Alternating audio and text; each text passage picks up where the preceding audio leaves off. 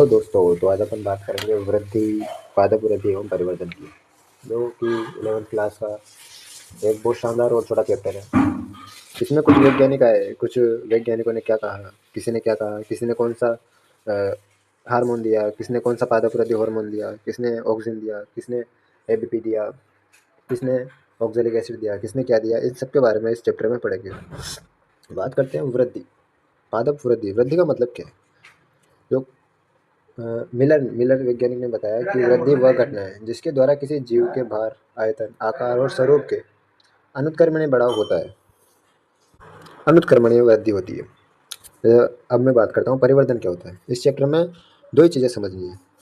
पहला तो पादप वृद्धि क्या होती है। वृद्धि यानी कि कोशिका की संख्या में, आकार में, आयतन में अनुत्क्रमणीय वृद्धि, ये सारी क्या होती है? पादप वृद्धि होती है। अब परिवर्तन का मतलब क्या होता है? परिवर्तन का मतलब है कि वृद्धि और विभेदन से मिलकर परिवर्तन होता है।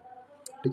पौधे की वृद्धि के प्रक्रम का पहला चरण है बीज का अंकुरण। एनसीईआरटी का बहुत इंपॉर्टेंट क्वेश्चन भी बन सकता है, यहाँ से आ सकता है कि पौधे की वृद्धि के प्रक्रम का पहला चरण कौन सा है, पृथ्वी का पहला चरण कौन सा है जहाँ से पौधे की वृद्धि होती है। तो ये पहला चरण है बीज का अंकुरण। ठीक है। बीज अंकुरण क्या होता है? बीज अंकुरण कब होता है? जब अनुकूल परिस्थितियां होगी तब बीज अंकुरण होगा, और जब बीज अंकुरण नहीं होगा यानी कि प्रतिकूल परिस्थितियां होगी तो बीज अंकुरण नहीं होगा। ठीक है। अगला आता है बीज अंकुरण कब होगा कब नहीं होगा, यानी कि वो पहले वो बताया कि अनुकूल परिस्थितियां होगी तो बीज अंकुरण होगा। यदि अनुकूल परिस्थितियां होगी अनुकूल परिस्थितियां होगी तो बीज अंकुरण होगा। यदि प्रतिकूल परिस्थितियां होगी तो बीज अंकुरण नहीं होगा। अनुकूल होगी तो होगा, नहीं होगी तो नहीं होगा। ठीक है। अब देखो, अपन बात करते हैं पादप वृद्धि क्या होती है, या पादप में जो वृद्धि होती है। एक तो असीमित वृद्धि होती है। क्यों होती है? क्योंकि वो बीजों तक पाया जाता है ना। खुले प्रकार की वृद्धि होनी चाहिए। जो पादप में वृद्धि होती है वो एक तो असीमित वृद्धि होनी चाहिए, एक खुले प्रकार की होनी चाहिए। ये जो पादप वृद्धि होती है दो प्रकार की होती है, एक तो प्राथमिक और एक द्वितीयक। जो प्राथमिक वृद्धि होती है वो क्या करती है? लंबाई में वृद्धि करती है। वो क्या करती है? लंबाई में वृद्धि करती है। वो शीर्षत विभिज्यतों के ऊपर काम करती है। जो शीर्षत विभिज्यतों रहता है उसके ऊपर कार्य करती है। और जो प्ररोह शीर्ष यानी कि, और ये जो शीर्षत विभिज्योतक रहता है ये सिरा कहाँ रहता है? एक तो प्ररोह शीर्ष पर होता है और एक मूल शीर्ष पर होता है। तो इन दोनों पर प्राथमिक वृद्धि काम करती है, प्ररोह शीर्ष और मूल शीर्ष पर, यानी कि पौधे के ऊपर और एक नीचे मूल भाग पर ये प्राथमिक वृद्धि काम करती है और लंबाई में वृद्धि करवाती है। द्वितीय वृद्धि रहती है अपने क्या करती है? चौड़ाई में वृद्धि कराती है। अनावर्त बीजों में करवाती है, जितने भी डाइकोट्स हैं उनमें करवाती है। ये क्या करती है कि पाश्चर विभज्योतक और एधा का काम करती है। जो द्वितीय वृद्धि दर है चौड़ाई में वृद्धि करके डाइकोट में पार्श्व विभेजक और एधा का काम करती है। ठीक है। अगला बात करते हैं पादप वृद्धि मापन। ये भी एनसीईआरटी का है, याद रख लेना, यहाँ से क्वेश्चन आता है। कोशिकीय स्तर पर वृद्धि यानी कि जीव द्रव्य में वृद्धि। कोशिका में क्या पाया जाता है? जीव द्रव्य। तो कोशिकीय स्तर पर जब वृद्धि होती है वो जीव द्रव्य में वृद्धि होती है। कोशिका की संख्या में वृद्धि होती है। ताजी भार वृद्धि शुष्क भार, लंबाई क्षेत्र पर और आयतन आदि में होती है। और पराग नलिका में वृद्धि होती है। इसके यहाँ से क्वेश्चन भी आया है। ठीक है। पादप वृद्धि के लिए आवश्यक कारक कौन कौन से हैं? कुछ कारक यहाँ पर दिए हैं, कुछ कारक मैं बता रहा हूँ। ठीक है। जैसे अपन पहले बात कर लेते हैं जल की, H2O की। तो शुचिता या माध्यम, इसका मतलब क्या होता है कि जल वृद्धि होने के लिए आवश्यक एंजाइम की क्रियाशीलता के लिए जल एक माध्यम उपलब्ध कराता है। जल क्या करता है? शुचिता का कार्य करता है, ऑन ऑफ का कार्य करता है, माध्यम के रूप में कार्य करता है। ऑक्सीजन O2 की बात करें तो श्वसन, जब ऑक्सीजन श्वसन देंगे तो ऊर्जा प्राप्त होगी। पोषक पदार्थ क्या होते हैं? मैक्रो न्यूट्रिएंट्स और माइक्रो न्यूट्रिएंट। ये क्या करते हैं? जीव द्रव्य की वृद्धि करते हैं। और आपको पता है कि तापमान, प्रत्येक पादप जीव के वृद्धि के लिए ताप अनिवार्य है। एंजाइम क्रिया के लिए आवश्यक है। ठीक है, तापमान। और आता है गुरुत्व यानी कि ग्रेविटेशन। गुरुत्व के द्वारा जड़ व तने की दिशा निर्धारित होती है। ठीक है। ऑक्सीजन की बात कर ली, प्रकाश की बात कर ली। प्रकाश का क्या आता है कि सूर्य के प्रकाश से हरे पौधे क्या करते हैं? प्रकाश संश्लेषण द्वारा क्या करते हैं? कार्बोहाइड्रेट बनाते हैं। ठीक है। अगला बात करते हैं वृद्धि के चरण। तो वृद्धि के 3 चरण है, विभिज्योतक क्षेत्र, दीर्घीकरण क्षेत्र और परिपक्वन क्षेत्र। विभिज्योतक क्षेत्र क्या होता है कि इसमें विभिज्योतक क्षेत्र में सक्रिय विभाजन होते हैं। ये वही है विभेदन, निर्विभेदन और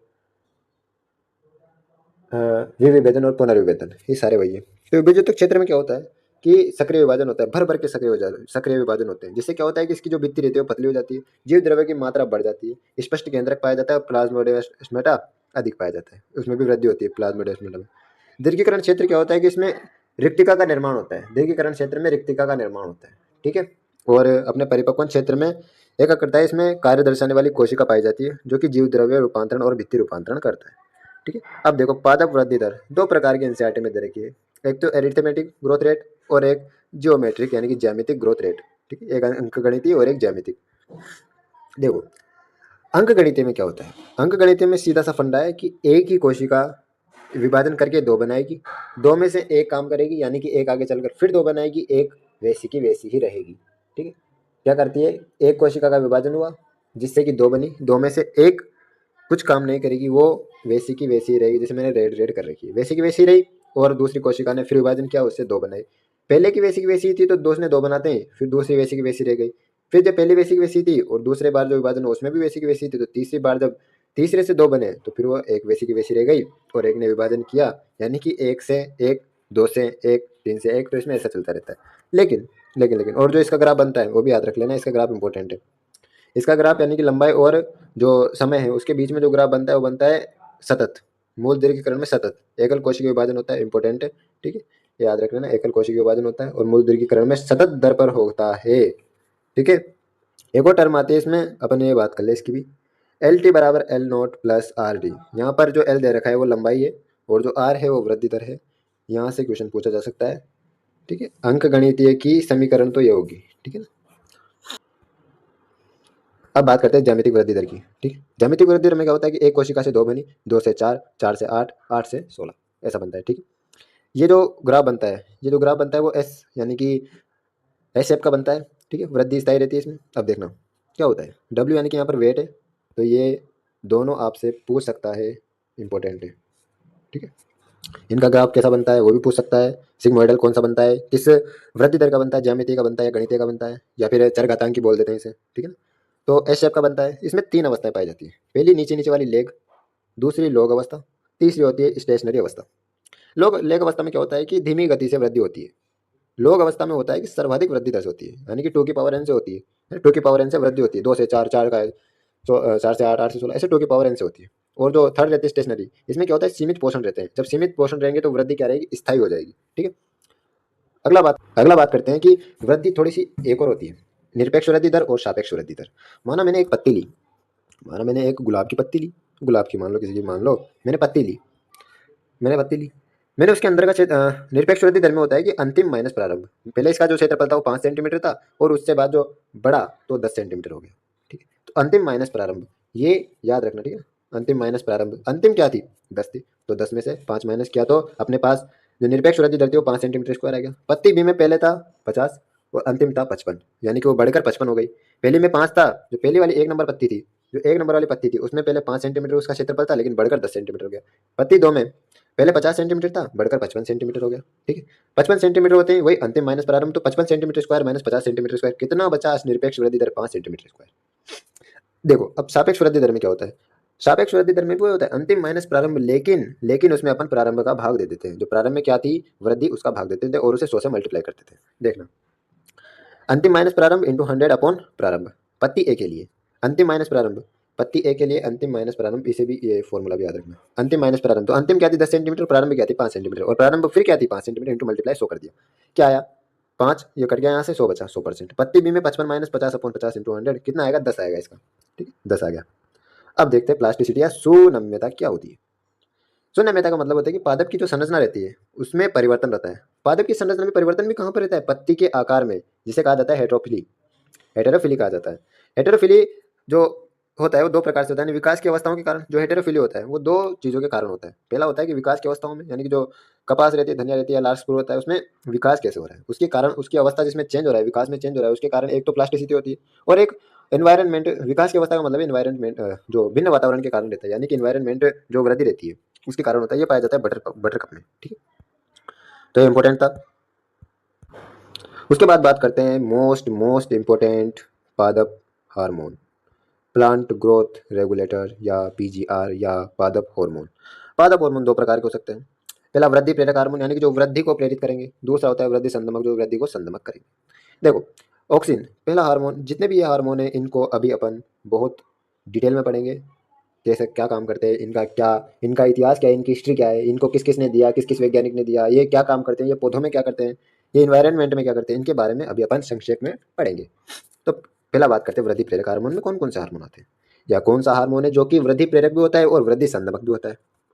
तो देखना, वृद्धि प्रेरक हार्मोन में पहला आता है ऑक्सिन, दूसरा जिब्रेलिन, तीसरा साइटोकाइनिन। वृद्धि संदमक में आता है पहला एब्सिसिक, दूसरा इथाइलिन। इथाइलिन ऐसा हार्मोन है जो वृद्धि प्रेरक हार्मोन भी है और वृद्धि संदमक हार्मोन भी है। और इथाइलिन को अपन गैसीय हार्मोन भी कहते हैं, क्योंकि जो पादपों से जो गैसेस निकलती है वो वहाँ पर इथाइलिन निकलती है। ठीक है, अब देखो काम की बात, इनके व्युत्पन्न के बारे में जान लेते हैं। काम की बात, इनके व्युत्पन्न के बारे में जान लेते हैं, यानी कि ये किन किन के व्युत्पन्न है, कहाँ से इनका निर्माण होता है, किन किन से ये निर्मित होते हैं, है ना। तो ऑक्सिन रासायनिक रूप से इंडोल एसिटिक अम्ल या 3A अम्ल और उससे व्युत्पन्न हार्मोन। ठीक है, ऑक्सिन का जो निर्माण होता है या जो ऑक्सिन जिससे व्युत्पन्न होता है उसे कहा जाता है इंडोल एसिटिक एसिड। ठीक है, अब बात करते हैं जिब्रेलिन की। तो जिब्रेलिन कहाँ से किससे निर्मित होता है, टर्पेन से निर्मित होता है, केमिस्ट्री में टर्पेन से, वहाँ से इस जिब्रेलिन का निर्माण होता है। साइटोकाइनिन एडिनिन नाइट्रोजन क्षारक से व्युत्पन्न होता है ना, एडिनिन। एब्सिलिक एसिड है वो कैरोटीनॉइड से व्युत्पन्न होता है। इथाइलिन ऊपर ने बात कर ली कि गैसीय हार्मोन है। अब इनके डिटेल के बारे में जानते हैं। तो आता है पहला ऑक्सिन। ऑक्सिन का परिचय, जीवन परिचय सब याद रखेंगे। अब इसे मैंने तीन भागों में डिवाइड कर दिया, इतिहास, लक्षण और कार्य की प्रभाव।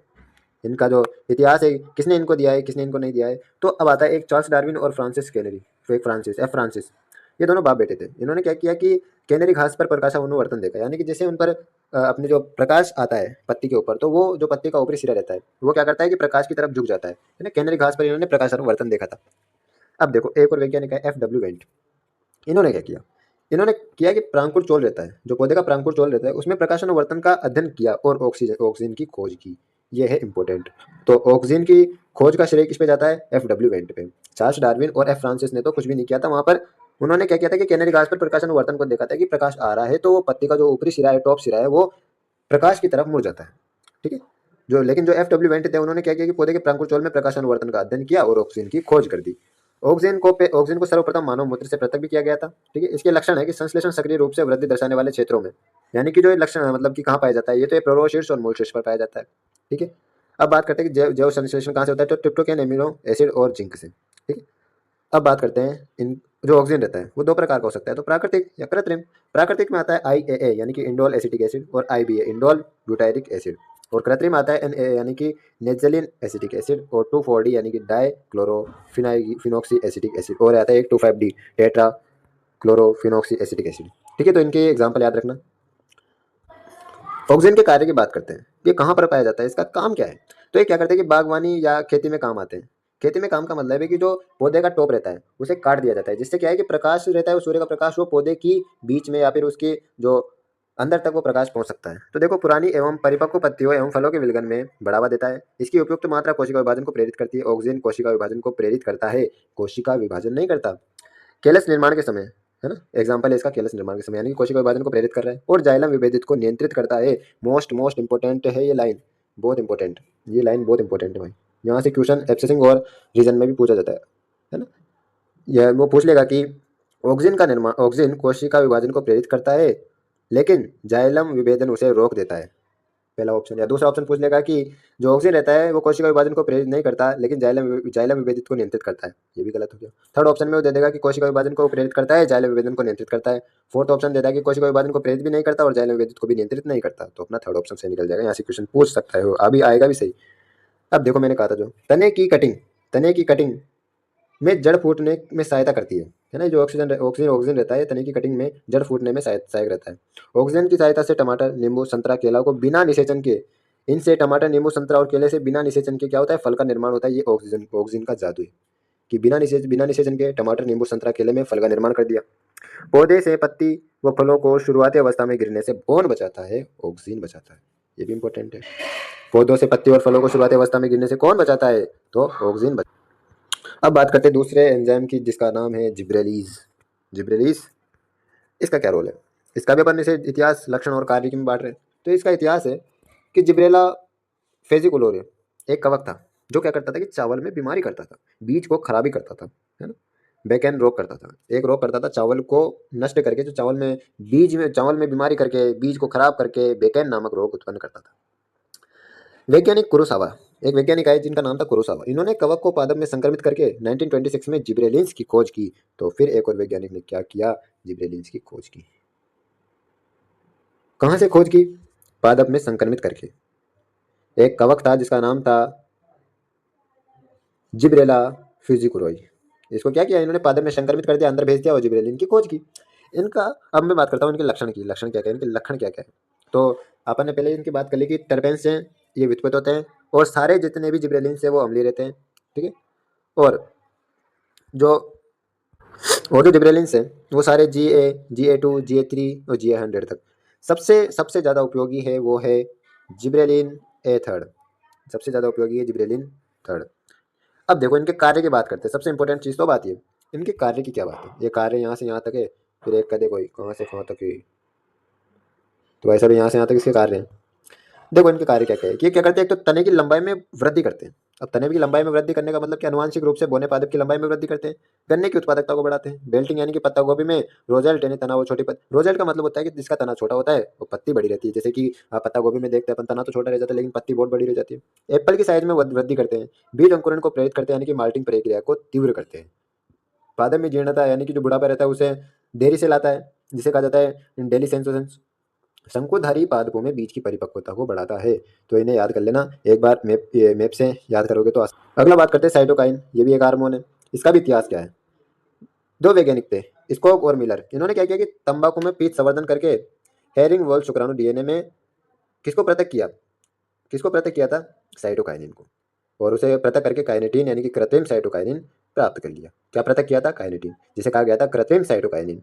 इसके लक्षण की बात कर ले तो प्राकृतिक साइटोकाइनिन कौन सा है, G18 है। ये पूछ लिए जाते हैं। ये क्या है, छोटे छोटे दिख रहे हैं ना, बड़े बड़े हैं, क्योंकि छोटा बम धमाका बड़ा करता है। अब जो प्राकृतिक साइटोकाइनिन है वो मक्का और कोकोनट मिल्क से प्राप्त होते हैं। साइटोकाइनिन का संश्लेषण सक्रिय रूप से विभाजन दर्शाने वाले क्षेत्र में होता है, यानी कि मूल शीर्ष में होता है ना। तो ये कहाँ से प्राप्त होते हैं, कैसे व्युत्पत्ति है, एडेनिन और नाइट्रोजन सारक से व्युत्पन्न होते हैं, ठीक है। इनका कार्य है कि नई पत्तियों का संश्लेषण, अपस्थानिक प्रभाव में निर्माण करते हैं, पोषण स्थानांतरण के द्वारा पत्ती में जीर्णता में देरी करते हैं और शीर्षस्थ प्रभाविता के विरोधी है, ठीक है। अगला बात करते हैं ABA यानी कि एब्सिसिक एसिड। इसका इतिहास क्या है। एक डोर्मिन क्या होता है, डोर्मिन क्या होता है, बीज प्रसुप्तता को प्रेरित करता है। इनिबिटर बी, ये क्या करता है, एक वृद्धि संदमित हार्मोन है। एब्सिसिक क्या करता है, विलगन को प्रेरित करता है, ठीक। कैरोटिनॉइड से व्युत्पन्न इनके लक्षण है, स्ट्रेस हार्मोन कहा जाता है इन्हें, यानी कि जो क्या करता है, जो पादप रहता है उसमें तनावपूर्ण अवस्था में निपटने में कार्य करता है, ठीक। इनके कार्य क्या गए, एब्सिसिक एसिड के वृद्धि संदमक के रंध्र को बंद करता है, जिससे क्या होता है कि वाष्पोत्सर्जन होता रहे, वाष्पोत्सर्जन नहीं होगा, रंध्र बंद रहेंगे, सॉरी। और बीज को प्रसुप्ता करता है। जो एब्सिसिक एसिड हार्मोन है वो विरोधी जिब्रेलिन्स यानी कि बीज अंकुरण को प्रेरित करता है, ठीक है। और सबसे लास्ट आता है एथिलीन, सबसे लास्ट और सबसे अंतिम, इसके बाद चैप्टर फिनिश। इसका इतिहास क्या है। ये क्या करता है कि जो पके हुए फल रहते हैं, अगर जैसे एग्जांपल लेता हूं मैं कि जो फेजिंस एक वैज्ञानिक थे, उन्होंने कहा कि पके हुए संतरे को यदि आप कच्चे केलों के साथ रख देंगे तो केले पक जाएंगे, क्योंकि क्या है कि संतरे हैं उनमें से गैस निकलती है जिससे क्या केले पक जाते हैं, है ना। ये बताया एक फेजिंस वैज्ञानिक ने। क्या बात है, ठीक है, वैज्ञानिक ने सब चीजें बताई है। इनके लक्षण है कि जीर्णता दर्शाने वाली पत्तियां या पुरानी पत्तियां या पके हुए फलों में इथिलीन निकलता है। क्या बात है, ये पुरानी पत्तियां रहती है, पके हुए फल रहते हैं, वहां से क्या निकलता है, एथिलीन निकलता है। इनके कार्य हैं फ्रूट रेपनिंग यानी कि जो टमाटर एप्पल्स है उनको पकने में, और जो श्वसन दर बढ़ती है, क्लेमेटिंग श्वसन, जिसे क्लेमेटिंग श्वसन कहते हैं। मूल वृद्धि और मूल रोम की वृद्धि को प्रेरित करता है। जलमग्न चावल को सतह पर लाता है। खीरे के अंदर मादा पुष्पन को प्रेरित करता है और पुरानी पत्तियों को विलगन यानी कि अलग करता है, विलगित करता है, प्रेरित करता है, उनके अलग होने को प्रेरित करता है।